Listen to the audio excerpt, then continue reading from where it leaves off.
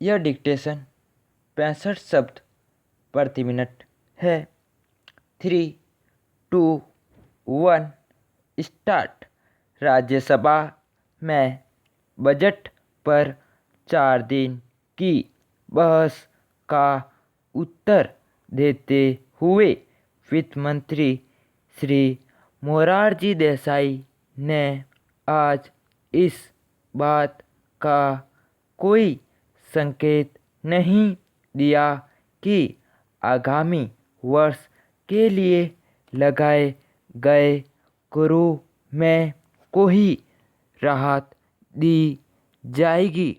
इसके विपरीत इन करों की बदौलत चीज़ों के जो दाम बढ़े हैं उनको अनुचित बढ़ाते हुए उन्होंने उसके लिए अपनी जिम्मेदारी से इनकार किया और कहा कि दुकानदार अनुचित मुनाफा वसूल करते हैं तो समाज का कर्तव्य है कि उन्हें रास्ते पर लाए।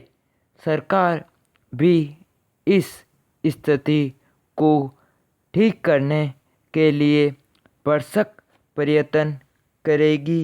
पैरा कंपनियों के अत्यधिक लाभ पर लगाने की कुछ सदस्यों की मांग को वित्त मंत्री ने मानने से इनकार कर दिया और कहा कि सरकार अन्य उपायों से अत्यधिक लाभ पर अंकुश रख रही है। श्री देसाई ने अपने कर प्रस्तावों पर सदस्यों की आलोचनाओं का बहुत स्पष्ट और सुलझे हुए ढंग से जवाब दिया।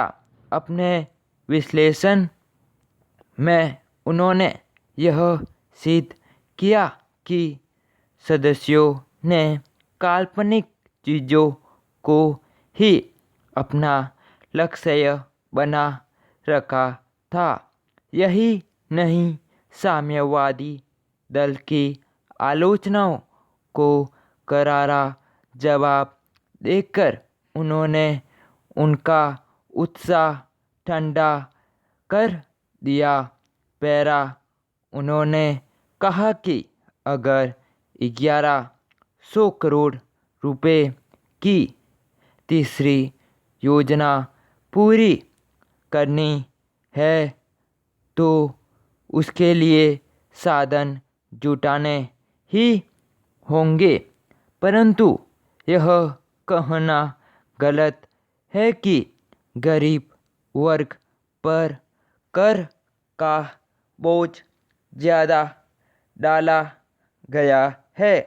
इस प्रसंग में उन्होंने प्रत्यक्ष और अप्रत्यक्ष करों के विवाद को व्यर्थ बताया और साम्यवादी नेता को लक्ष्य करते हुए कहा कि जिस देश के साथ उनका आत्मिक प्रेम है उसमें केवल अप्रत्यक्ष ही कर ही लगते हैं। उन्होंने कहा कि अप्रत्यक्ष करों से भी आमदनी बढ़ रही है और 8-10 वर्षों बाद उनसे भी बहुत काफ़ी आमदनी होने लगेगी।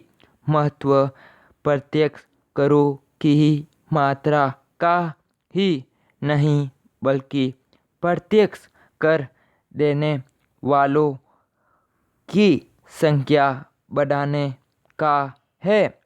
वित्त मंत्री ने कहा कि अप्रत्यक्ष करों की आलोचना भी ज़्यादातर भांति और गलत फहमी पर आधारित है।